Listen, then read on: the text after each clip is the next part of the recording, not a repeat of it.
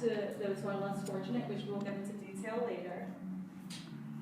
So the business plan is to gain the interest of local and global food and drink retailers in order to create a symbiotic relationship between retailers, consumers, and the less fortunate. And what that means is each of them can feed off of each other and they each make the other prosper.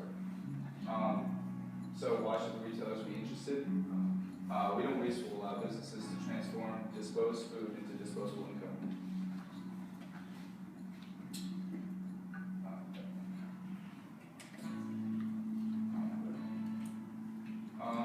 So there was a study done by Roxanne Pritchard, who was a psychology professor at the University of St. Thomas, that showed that most college students go to bed after midnight, which shows that there's a lot of market space for consumers to go to late night food. This kind of food is especially enticing to college students because they tend to not have a lot of disposable income, as all of you know. And cheap late night food is the perfect answer to a processing student. And in addition, 5% of the proceeds will be donated to charity. Okay, so this is how the money is going to flow through the company. It's going to start with the app, and then it's going to be broken down. The restaurants that become involved will get 60% of the profit, and then We Don't Waste will get 40%, and of that, 35% will be kept and 5% will be donated. And after the 5% is donated, expenses will be paid, and each of us and the investors will get 20% of the profit from the company. And after the restaurants are involved, a percentage could be donated to the charity if they elected to do so. We're also offering a free 2-month trial, which lets the restaurants use the app and see if they get more business. But in addition, they have to sign a 2 to 3 year deal with We Don't Waste, just so they don't take our idea. I just want to touch on that, go back on that. We did the 2 to 3 year deal because we don't want restaurants to start using our app, get more business, and then get rid of us, and have the customers and consumers know that these restaurants are selling food at a lower cost later at night and try to get rid of us so then they make more profit. So I just want to walk you through why would a restaurant such as the average pizza place want to use our app. The average restaurant, Justin actually went to a couple different pizza places and found that they, at night, have 10 to 20 slices of pizza left over, 8 to 10 strombolis, about 20 to 30 cups of soup left, and in miscellaneous stuff they said they had about like some salad, fish, subs, rolls, all different types of stuff they had left over at night. And we did a couple calculations just averaging regular pizza prices, stromboli, soups, and we came about $290 worth of proceeds that restaurants are throwing out at night. So we proposed to the restaurants that if they use our app after hours, just these numbers are 60%. They should charge their food 60% off after hours on Monday through Thursday, totaling $116 average a night through Monday to Thursday, Monday through Wednesday. And after hours on a Thursday through Sunday, this is just what we think they should charge to get good business. They should charge 40% off, and 10 more people are going out on those nights, and they can get around $174 a night. Now these are just averages, and if you just look at these numbers, just cut in half, I'm sure a restaurant would like making an extra $60 a night throughout the week. So those numbers look small on their day-to-day basis, but if you look per week, restaurants are throwing out around $2,000 worth of food. So they have potential earnings with our app of $56,000 a year. And then their profit, let's say they have a $9 employee with 2.5 man hours, so that's like 2 people and working like an extra hour or so. It'll come to like $22 a night they have to spend.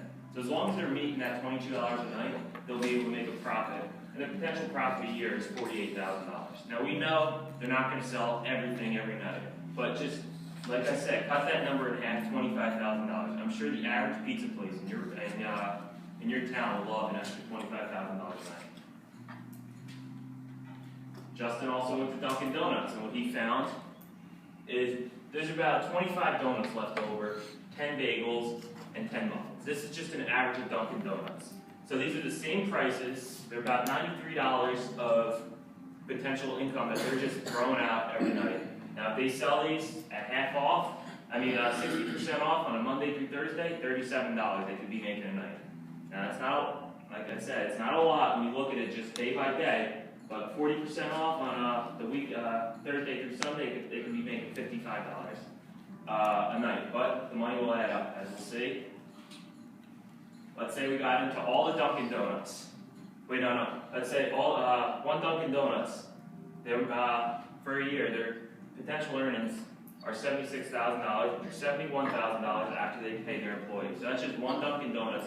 About $70,000, cut it in half still. They're selling half that, $35,000. I'm sure the average Dunkin' Donuts would like that income.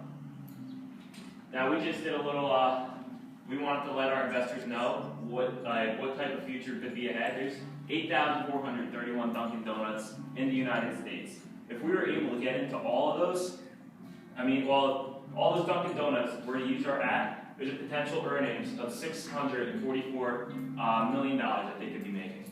After they pay their employees about $600 million. Next slide. And then, so how does the investor make money? Our monthly cut is 40%. So whatever you sell, our app will allow us to charge you 40% of any proceeds that go through the app because the customers are paying through the app on their credit card. So our monthly cut for the average pizza place would be $1,600 a year. Per year is $19,000. But I just want to put it into perspective of how large we can be. And there's 61,269 pizza places in the United States. Let's say we got into just 25% of them. I know we're looking at the big picture right now, but that's 15,000 pizza places we could be in. If we're able to get into those and sell everything every night for a year, we have a $295 million that we can make. But like I said, if we just cut that number in half, we'll be satisfied with making $150 million in 25 pizza places. Now, we're just talking about pizza places. There's all different types of restaurants we can be getting into. So, like I said, we're asking for $50,000 for expenses. These are just some additional expenses we will be incurring.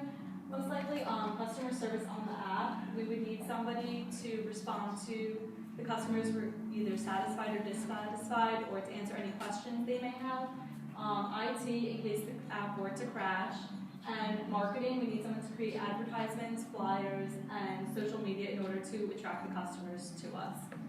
Okay, so getting the restaurants involved and how we're going to sell the idea to them.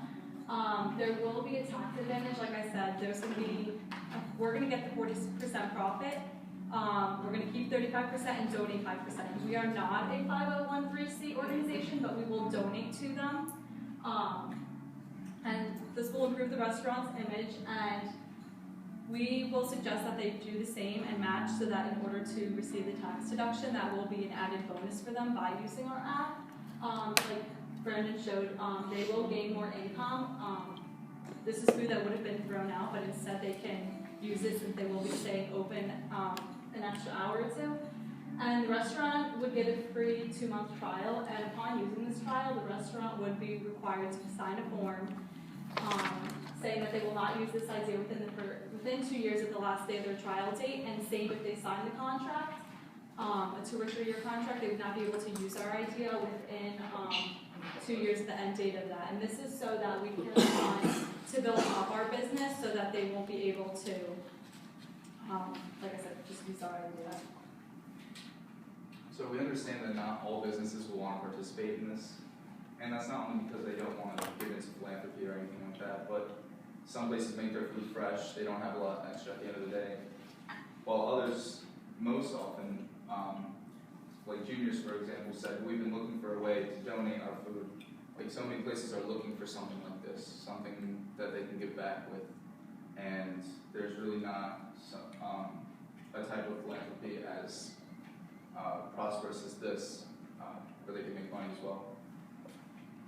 Okay, and so this is going to be our app, and then right here is We Don't Waste. And so what you'll do is you'll go onto it, and then you can type in your area code, and then These are just within 5-mile radius.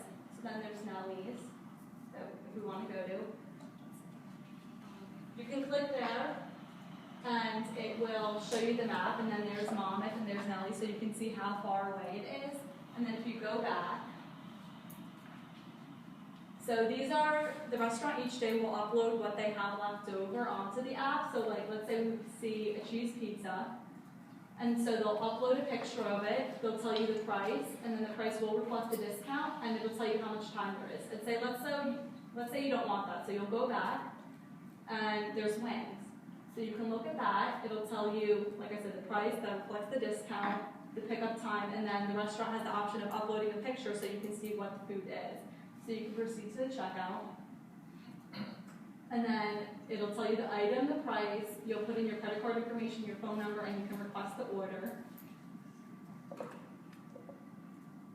and so a confirmation message will be sent to your phone, and you will have a number on it, and then you'll have your order number on hand when you get to the restaurant. And then this is credit card only, so there will be no cash transactions. Like I said, everything will go through the app. And there is a customer service part of it, so you can tell us why you were satisfied or dissatisfied or any questions that you may have, and there will be somebody to answer that. And then you can go ahead and submit it. To kind of wrap things up, social media and marketing aspect. Who's our target audience? Like we said earlier, college students. Market to them because they're the ones who are up this late at night studying, procrastinating, whatever they're doing with their friends. They want to eat.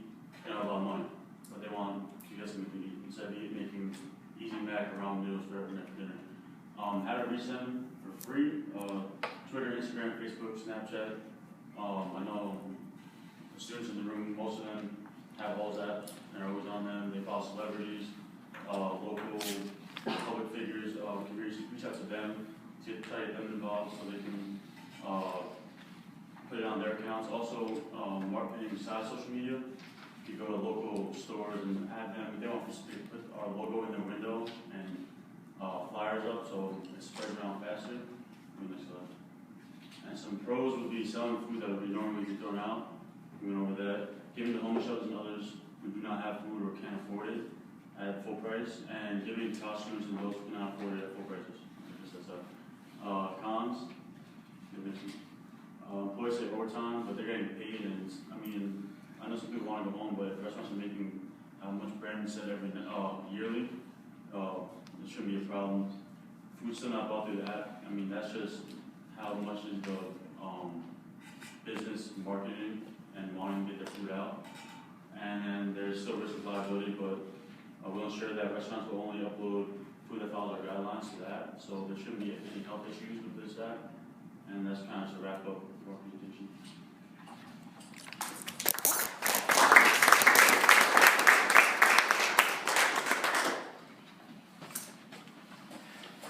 Good job. So why don't we turn it over now to the panel to ask questions.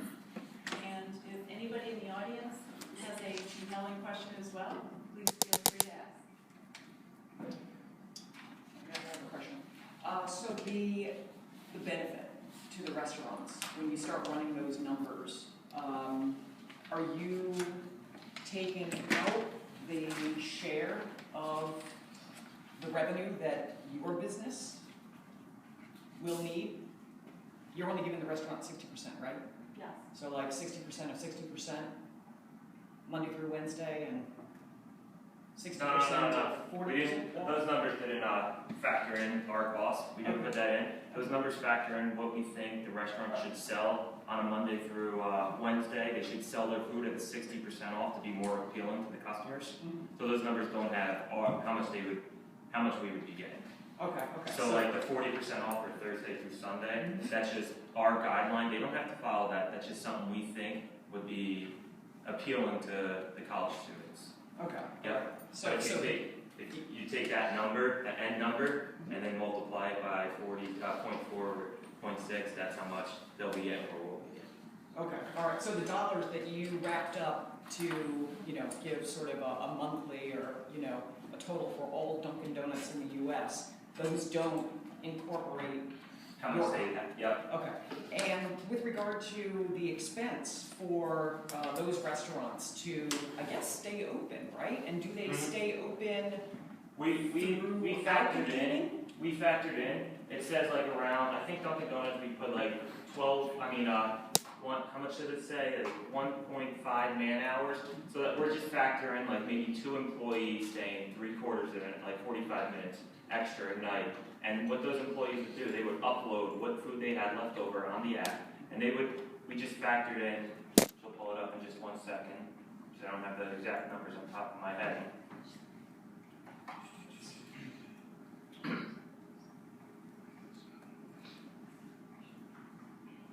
So we factored in a $9 employee working 1.5 man hours extra. So that would come out to like $13. But that's 1.5 man hours, so that's like saying it could be 2 employees. That's just the number we came up with, just so restaurants could have an idea. Okay, so for college students, it wouldn't be, hey, you can order at any point in time. It could be 3 a.m. No, 4 a.m. we're focusing more like towards the restaurants closing, maybe an hour or 2 hours after they close, and they could just upload any food onto the app, and then college students would be able to see it. And you would have to go to the Dunkin' Donuts at that point to catch them open while they have that extra. Around that point. Okay, hour and a half. Yeah. So,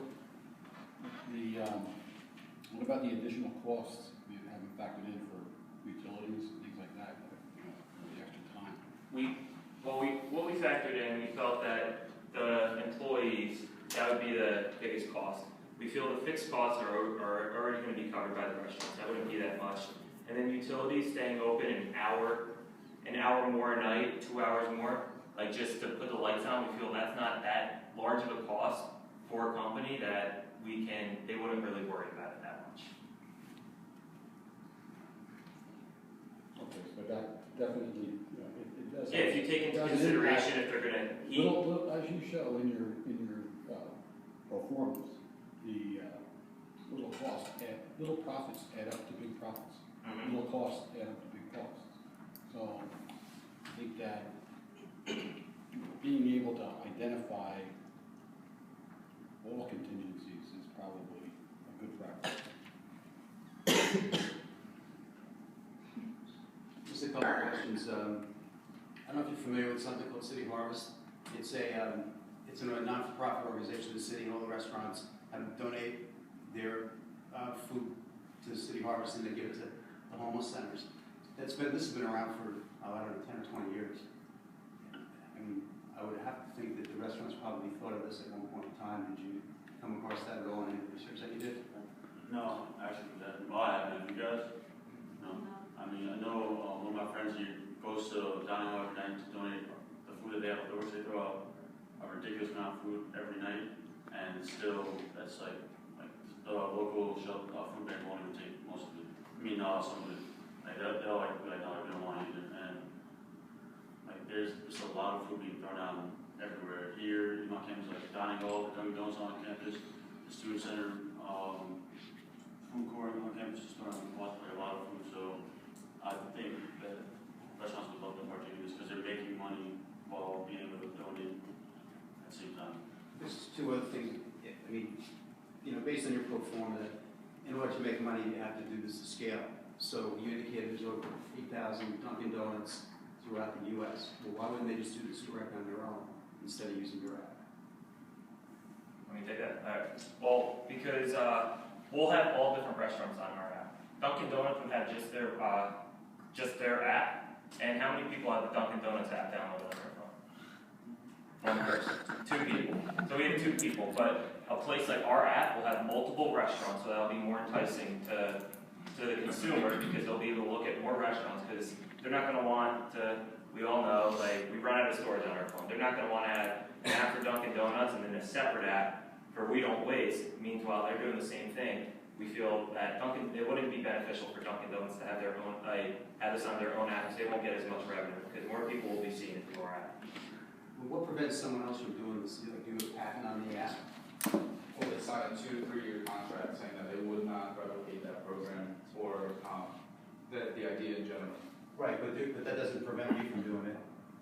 You've got the relationship with the restaurant, but, you know, I can come in and pitch them on something that's similar but slightly different. Then I can compete with you. That you're very valid. Anybody can do this, but we're going to be the first movers in the market, the first ones to do this. And then once we start marketing out, we're going to start our marketing expense. It's going to be high at first because we're going to have to teach the restaurants how to use this app. But then once we start getting restaurants on board, we feel that there's going to be a follow-up effect through the restaurants. They're all going to want to start coming to our app. And as us being the first movers, it takes a little time to develop an app. But once we're in there and have it, we feel other places are going to look at us and be like, yes, they can try to compete with us, but since we have an original, like we originally will have such a large market share, we feel that we'll be the better company. I have a question. Do you have proof of concept where you've tested this out at any university? Well, we haven't tested this yet, but we plan on launching them in local colleges like Rutgers, NYU, local tri-state colleges where we feel like there's no chance of it to fail. Have you talked to Monmouth University? I mean, I just mentioned this to my roommates and they all thought it was a really good idea, that it would be good because, like I said, they're getting food for a discounted price and not many places offer that already, so it is very enticing to college students. We would like to do like a five university test, like around Monmouth, New Jersey, New York, Philly. So Drexel, Temple, Monmouth, Rutgers, and like NYU in the city. Because especially in the city, that's going to be a big area where there's a lot of restaurants, a lot of business owners. That there's a lot of people, a lot of homeless. So it's going to be like a big area for our app to launch. I wonder if the students know that, let's say at 11 o'clock, they can get whatever's left over for half price. If they're going to lose business for those kids that were going to go in between 10:30 and 11, if they wait that half an hour, don't buy it when it's regular hours and wait till they can get it for half price. Well, if they wait half an hour to get a half off, they're not sure what they're getting because what they want might not be there. If they want, say, a buffalo chicken pizza, they can go on at normal time to get it full price, but it might not, like a slice might not be there during our hours. So you're saying that the business does not have the incentive to, or actually, will they still be able to make fresh food, thus creating more waste if they are trying to meet the demands of their consumers? For example, if they wait until the restaurant would be closed and they say, well, I'm not going to come unless you only have this slice, and then they're like, all right, well, let's just create that, and it generates more waste. Or is there some type of incentive for them not to do that, so that they can only offer you what is being presented, like the consumer won't be able to put their input in? I'd say there's only incentive for them not to do that because the whole point of the app is to eliminate all the waste that would be there. And if they're participating, I feel like they would care about the philanthropy aspect, and so they wouldn't abuse the system. But I think that there could be something in a contract that says you can't do that or something like that. And also, it kind of was about numbers, like on Monday night, like 3 people come in or want like purchase food, like you're not gonna make extra food on Monday night for that, but on Friday, Saturday night, if they notice that a lot of people can come in Friday, Saturday, and they might make more, but they're still satisfying those customers that come in. So it's kind of like you gotta see how it goes, like kind of like throughout like each week. A couple of questions. First, the $50,000, $150,000. Did you ever break down on what it's for? I mean, I understand marketing, but what does that actually mean? Well, for marketing, we feel it's more teaching too. We need to teach the restaurants how to use this and why it will work. So, like Chris said, the 5 campuses, we want to try to go to 5 campuses. We feel it would cost around $10,000 per campus just to teach the restaurants around there what this is, to advertise to the students at the universities what's available, this new app. So we feel $10,000 per campus around the area. So circumferencing a radius around the campus of restaurants to be able to teach them. That's what that would cover. And who's going to sell the concept? Do you have a cost for sales, or is that just in your marketing? That will be covered by marketing. We haven't just covered, like we broke it down. We felt $10,000 having 2 of us at each one, like 2 of us per, like go to a campus, go around, be able to take our time, advertise to these restaurants and these campuses that will, $10,000 should cover per campus per area. $150,000 for the app. I mean, how did you come up with that number? Just the average app usually costs anywhere from like $100,000 to $200,000 to start up. Going through the app store, so we feel like that number would be $150,000 would be best to be able to start it. The other thing is like in New York, like around NYU. I mean, have you looked at the businesses and what time they actually close? Because it's been my experience that a lot of places in New York, they virtually don't close.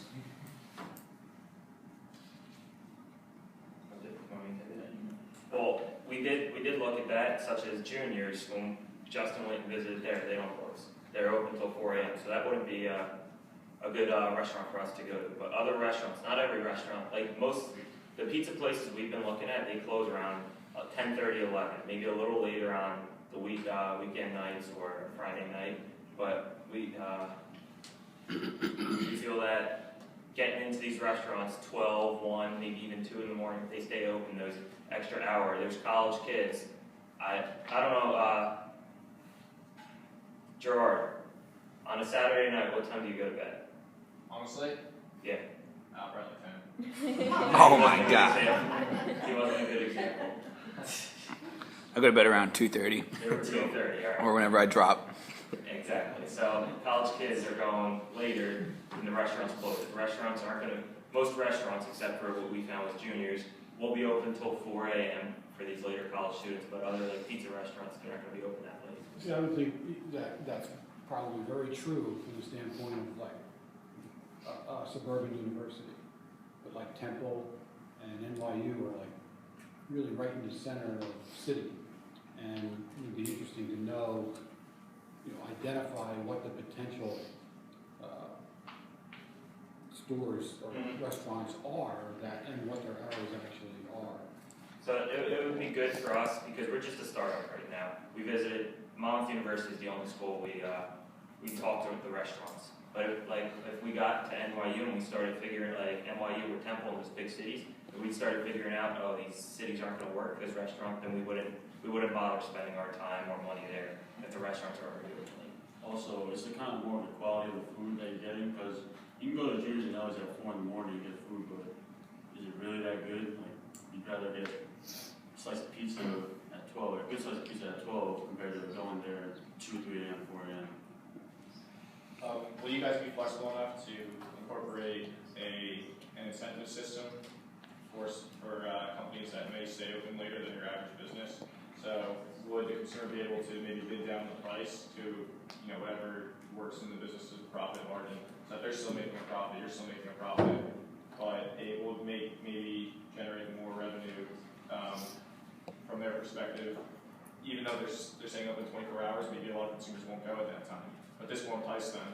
This will give them the incentive to go out and purchase some food, but only if they can bid down the price. No, we don't want to bid. We don't want our app to be a bidding site. We want to just have the restaurants, this is the extra food they got. If you're a college kid and you're looking for some cheaper food, that's what's available. We don't want them to be like, I want $1.25 for that slice instead of $1.50. We don't want to bid it more to start. We just want it to be simple on both parties, so then they can say yes. Because if you're a restaurant owner, how many employees are you going to trust to be able to bid for you on your food? Like, to be able to give a good comeback bid or something on your food. It'll be tough as a restaurant. So you're just going to give a set price. That's it. Take it. The only reason why I'm staying at We're running out of time, Okay, so sorry. can I ask, we have about 5 more minutes. Can we ask the Sharp panel if they have any questions? And let's try to keep it to about 5 minutes, and then we'll convene and decide what we're going to do. Anyone have any further questions from the Sharp panel? So are there enough students that have access to vehicles that can actually get off campus to get this late night food? Because it's pickup only, right? It's not like this food's coming to the campus late. If you look at Monmouth University, there's actually about 70% of the people do live off campus, and about 30% do live on campus. So they're 70% of the students, yes, that the market's there. Right, but if they're living off campus, they're not here to get the food. So the No, 30 that are, No, like off campus, like around the campus. so they all have transportation? Yes, 70% about roughly. And there's no alternative here on campus, any of the venues that are existing that stay open late? On campus, there's shadows, but no, then we still go shadows. The food is so gross So, there. I mean, I don't even know. I mean, this is my freshman year, I'm a senior. I went there last night, they charged me $10 for chicken. Yeah, it's ridiculous. Have you identified someone that can develop this app? I mean, you kind of randomly said it's between 100 and 200,000, but like you in touch with someone that does this for a living and has the time to do it. And Actually, I have connections to the computer science department because my teammate actually, computer science major is actually in an app making class right now, and his final is to make an app. So he's making an app right now, and he's a great candidate to make our app. So is it possible you could get that $150,000 to start app cost down? We can try to negotiate with him. I mean, I'm not going to try to lowball him and have an app that's not as good as it would be if I got a professional. Like, I mean, his quality's great. I'm not going to try to give him less money for an app. He's still putting his time and hard work into it. So if we were able to, if we decide to invest, are you saying that we would, it's $200,000 for 20%, and with that you can pay yourselves and we're hiring you as an executive team to run this business? Because obviously we're all busy, we have our own, we're all entrepreneurs, successful entrepreneurs, and we have our own things going on. Are you running the business as executives? Absolutely, you don't have to do anything. This is just for your money. You'll be able to fund your own salaries out of what we're giving you and what you're making. Yep. That and the money we make continuously with the app.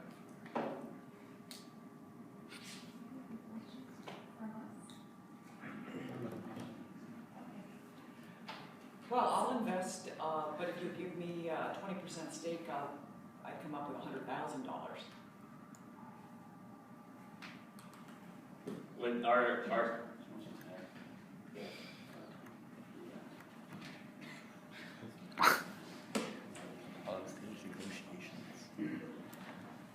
You threw a curveball at him. you should talk to her because I don't think it's a test market enough. I'm out. Thank you. Classic Mark. Classic Mark. Robert, what do you think? Do you want to come together on this, or? You know what it is? I think that I would pass. And the reason I would pass is because it's one to have just to start up. But when your projections showing grandiose hundreds of millions of dollars of potential, that's based on 100% participation. And probability is, if you actually did a market study, you'd probably be looking more at like 2 to 3% of that number. So, so those numbers, you'd have to really go back and refine those numbers to really truly if you did a marketing survey of what the market potential is. And the other part of it is the $200,000 only gets you to a point of proof of concept. You're going to need additional capital if you really want to roll this out. And a lot of that is the most difficult thing about any business is acquiring customers. And that is an expensive proposition. You're not going to do it for nothing. And it's going to require some additional paid-in capital. So I think what's going to happen is you're going to come up against the $200,000. That's going to go pretty quickly. And then you're going to need more capital. And I just don't see where that comes into the plan right now. All right, but I like it conceptually. And so I'm willing to invest $100,000, but I need a 20% ownership stake. I would give you the money, but only after I saw the app. would you give So us I can't give it the to you right now 200? because you're telling me you're gonna have an app and this is dependent upon an app that I haven't seen it up here that I'm willing to. I like the idea, but I don't know that I trust your IT person. Maybe I would, if he was here, we could ask him, but I don't know, I'm uncomfortable. I like your idea. I So you wish like we the had idea, this. so would you be able to, so you're looking at maybe, you want the app to be finalized. So if we were able to do 150 for 20% with proof of concept with the app, So you'd have to come back in what, a year? 6 months, the proof of concept and getting the app, how long is that gonna take? we were thinking about 6 to 9 months. Come back and repair. Oh, no, I'm asking for 20% and another 1,000. I can't match that. Would you be able to do 125,000 for 20%? No, I really want you guys to, you know, get very resourceful here with the development of that app. No, we'll take it. That's all we got.